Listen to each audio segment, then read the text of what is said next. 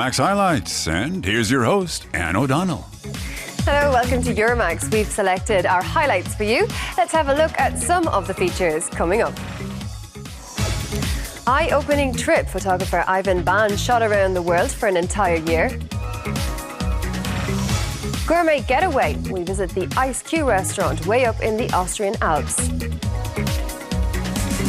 And art for art's sake. Elena Ochoa Foster specialises in combining books with art.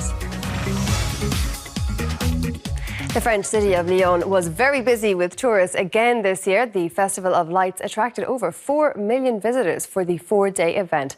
The celebrations evolved from a religious tradition where citizens lit candles to mark the inauguration of a Virgin Mary statue at the city's hilltop basilica.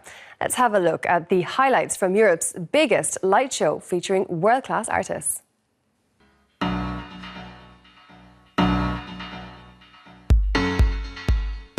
For 4 days every year, in the darkness of winter, the river, streets and buildings of Lyon are turned into a dazzling festival of lights.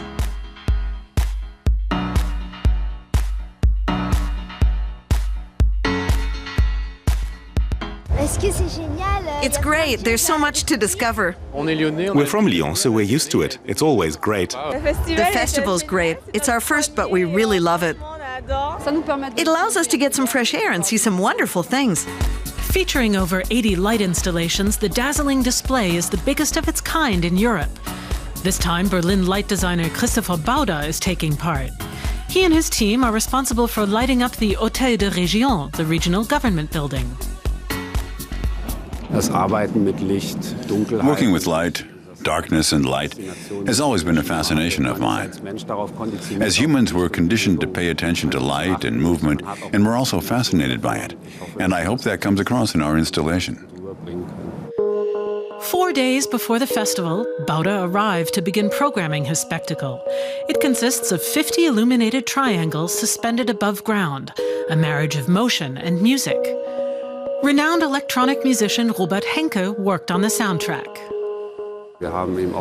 We have light elements that run on different motors. We have 150 individual motors and 50 light elements. That means everything has to work perfectly. A single fault in the system would cause big problems. A few streets away, French designer Jean-Charles de Castelbajac is testing his installation. He's in charge of lighting Lyon's town hall.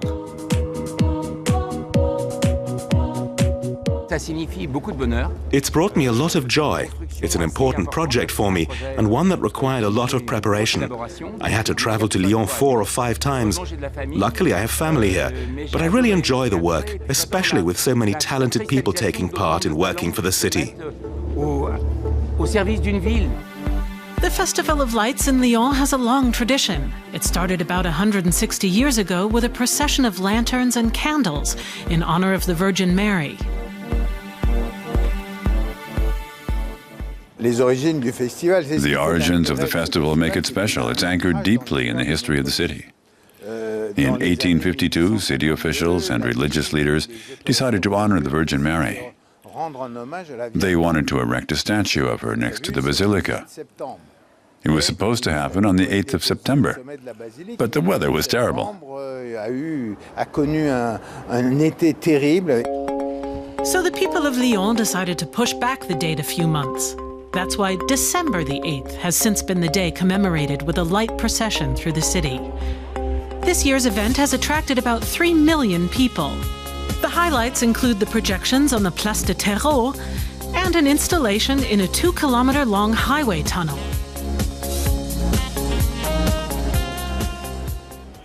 Hundreds of visitors have been gathering to watch Christopher Bauder's contribution.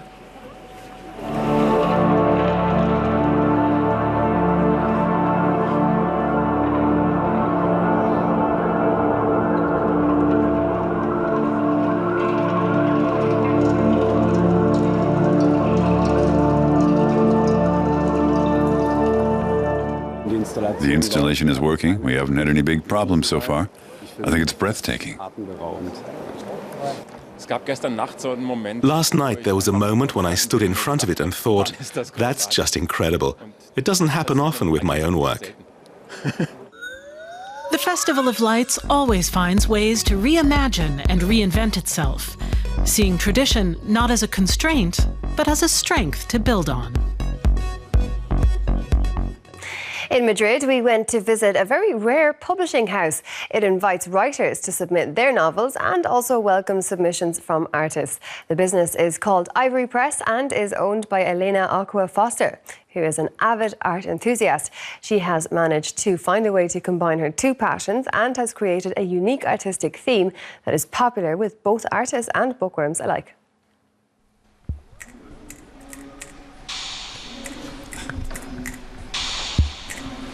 A book made from hand-blown glass that glows from within. This work by artist Ólafur Eliasson is the latest art book from Elena Ochoa Foster's publishing house, Ivory Press.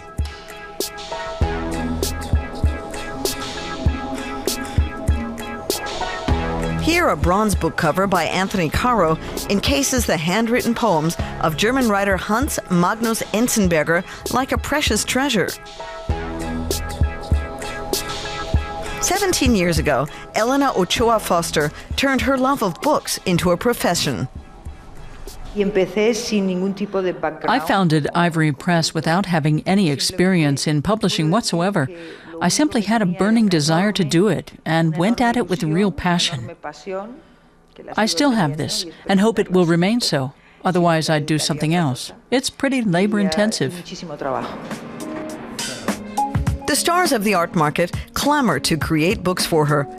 The publisher is willing to indulge their flights of fancy, even if the production costs are exorbitant.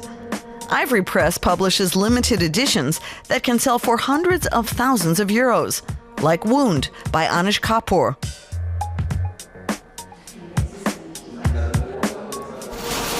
This video shows how Chinese artist Tsai Guo-chang stages a book burning. The performance is part of his Danger Book project, urging people to be careful of books and with books.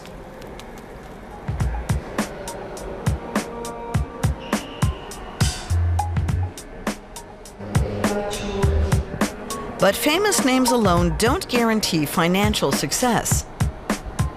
In the beginning, I packed my books in a cart and pushed it through the streets where I could meet collectors and show them what I was doing. It was incredibly hard. It's just as hard now. But now I have more experience and don't make as many of the mistakes that can ruin not just your finances, but also your morale.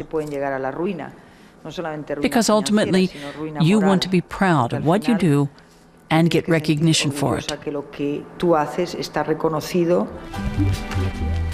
Today, her Madrid-based publishing house employs 17 people. It specializes in coffee table books that reflect a willingness to experiment, even in mini format.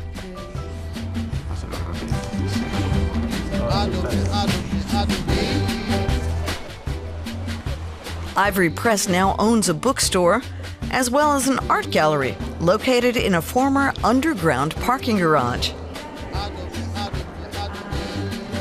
The gallery was renovated by star architect Norman Foster, Elena Ochoa Foster's husband of 17 years. The couple travels the world, almost always together.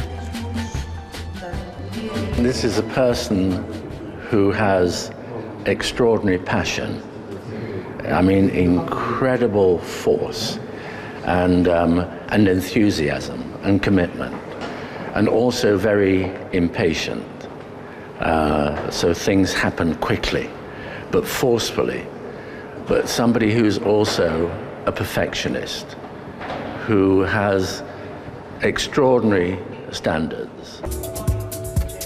In the afternoon, Elena Ochoa Foster plans for an exhibition with Cuban artists Los Carpinteros. Then she gives some interviews before attending an art opening. Elena Ochoa Foster is fully alert, even though she just flew in from New York at noon. I'd rather spend the whole day at home in my cellar, sifting through pictures or videos with an artist, than lie in the sun in the Caribbean. I feel better doing this. It's how I earn my daily bread. I need that. Para mí es mi almuerzo diario, no podría vivir sin ello. She doesn't just produce artists' books like Francis Bacon's, made to look like an old suitcase.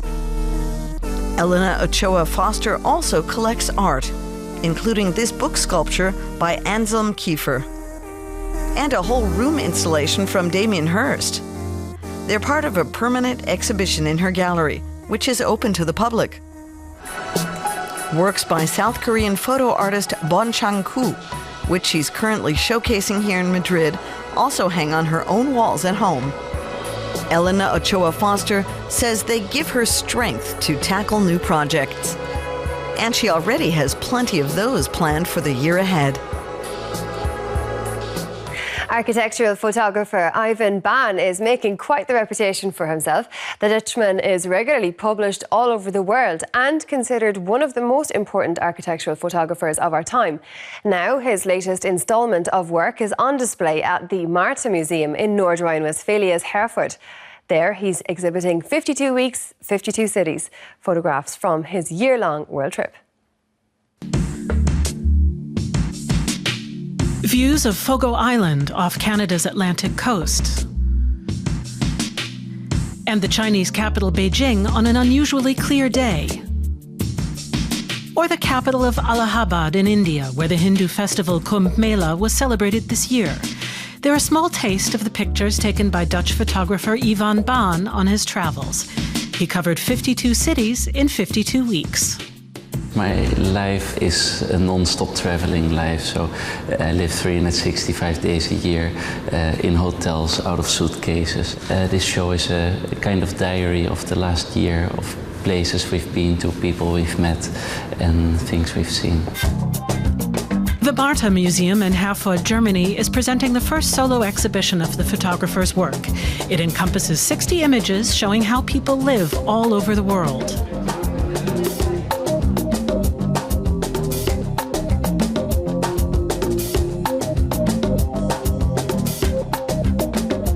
Iwan Baan gives a glimpse of many different habitats.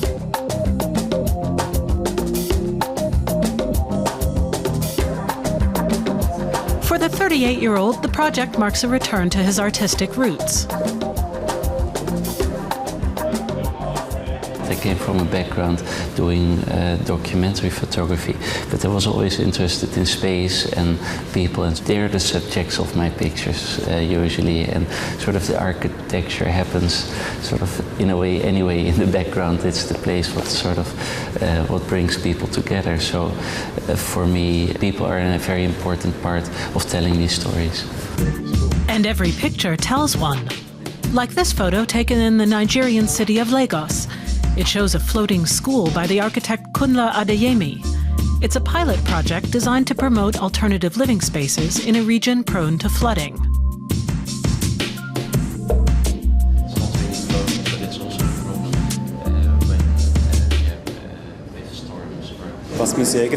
I really like the fact that none of the pictures look contrived, more as if they were taken by chance.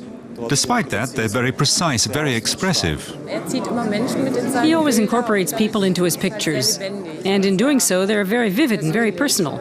You can see how he felt about each different place. It's nice how the emphasis isn't just on the architecture, but also on the people within the architecture, which isn't often the case with architectural photography. I like that because it's a different approach. Iwan Baan has also made a name for himself in recent years as an architectural photographer. In May, he shot the new hall at the Messe Basel Exhibition Center by the Swiss firm Herzog & de Meuron. He's also worked for British-Iraqi architect Zaha Hadid, photographing the library in Vienna that she designed, an art museum in Michigan, and a cultural center in Baku, the capital of Azerbaijan. They're all on show in the current exhibition. Iwan Baan's strength is that he completely dissolves the concept of architectural photography.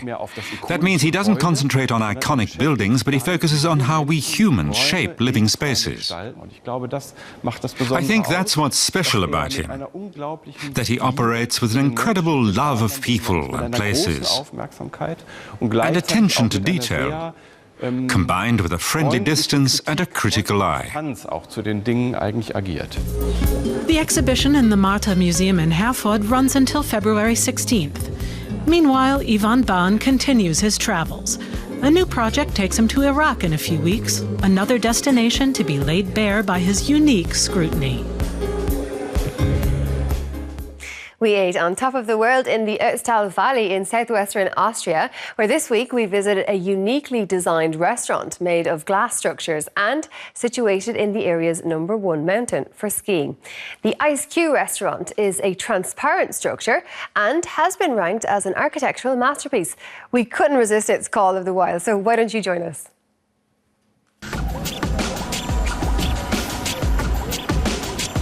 Smooth surfaces in the jagged and raw alpine mountain landscape.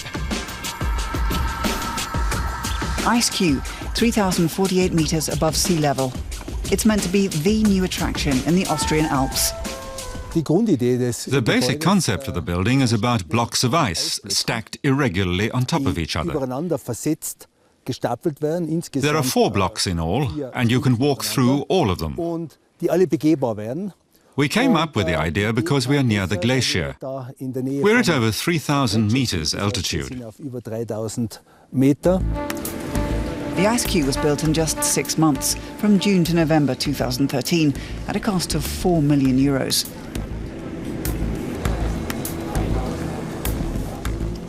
Its architect has experience with building in the mountains. Innsbruck-based Johann Obermoser. 3 years ago, he and his team built the cable car stations leading to the summit of the Geislerkogel. That's the mountain where the Ice Q has been built, right next to the summit cross. That's connected by a bridge to the restaurant's rooftop terrace, which offers a 360-degree panorama view.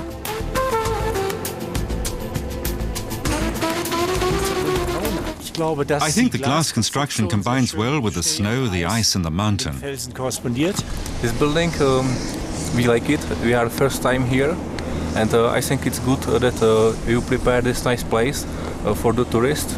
So yeah, that's nice. It just shows how much is now being invested in the comfort of vacationers. The view is amazing, especially with this weather. What more could you ask for? Modern architecture up in the mountains is increasingly becoming a major draw for tourists. In 2012, Café 3440 opened in the nearby Pitts Valley. And 4 years ago, the Monte Rosa Chalet was built in Switzerland. Now, with Ice Q, the Ötz Valley also has a futuristic attraction. I chose glass as a building material because it simulates the transparency of ice blocks. We wanted the greatest possible transparency from within the rooms to the outside. You don't have to do anything. Nature brings it all into the building. That was very important to the concept.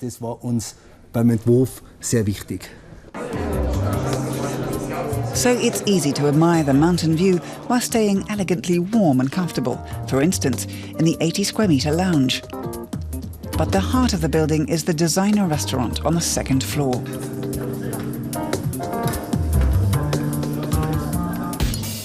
Head chef Harald Rindler is from Salzburg. He offers daily specials for up to €80, but also à la carte options, all with a sophisticated culinary approach. Rindler wants his cuisine to be every bit as special as the view of the mountaintop.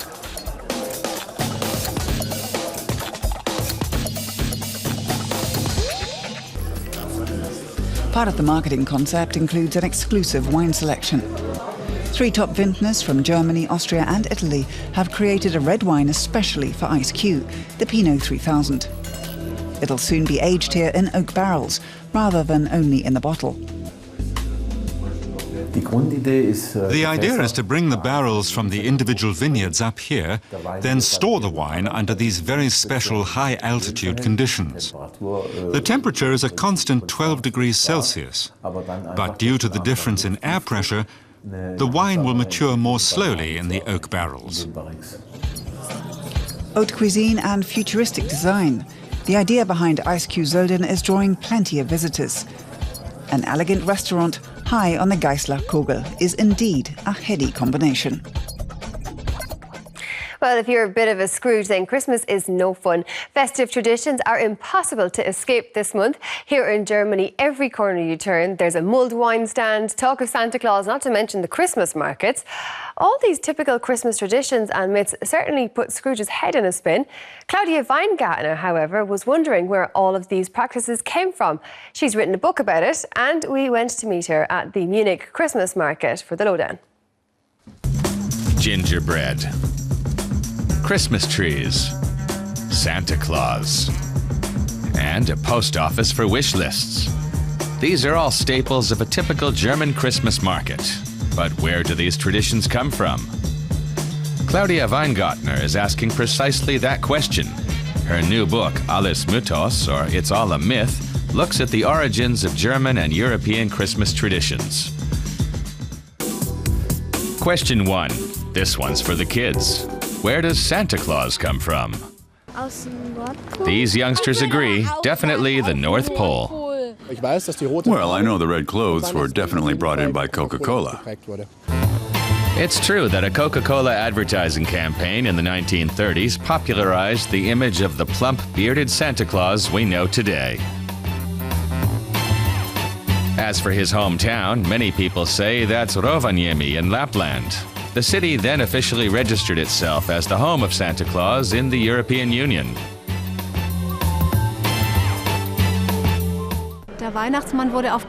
Santa Claus definitely wasn't created by Coca-Cola, and he doesn't come from the North Pole either. He's a relation of St. Nicholas, who became part of a Dutch tradition that was taken on by America when people emigrated there. And from there, it just spread. Question 2. Is Christmas really a celebration of love? It's a celebration of love, but it's stressful. Stressful at first, but then it's a celebration of love. According to a study, 21% of Germans argue at Christmas. Major causes of strife include decorations, who's doing all the work, or even where to spend the holidays. But there is some truth to the idea that love is an important part of the holiday. 9 months after Christmas, more babies are born than in any other month. So there must be something in the claim that Christmas is a celebration of love. Question 3. Does Christmas make us fat? You definitely get fat at Christmas. The food we eat has so many rich ingredients. Nutritionists agree that the unsaturated fats in Christmas treats are unhealthy. But it seems most people don't go too over the top on sweets at Christmas time.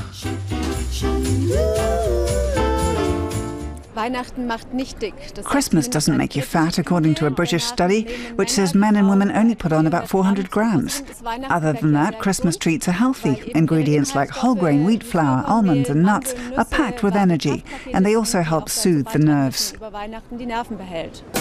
When it comes to gifts, the clichés state that women like jewelry and men like gadgets. But what do German men and women really want? A scooter and a camera, jewelry, a track vehicle, a PlayStation 4. According to a consumer survey, Germans spend 290 euros per year on Christmas gifts on average. But toys, jewelry and gizmos aren't the most popular present. With Christmas presents, a good old-fashioned book is often under the tree for most Germans. It doesn't always have to be jewelry for women and gadgets for men.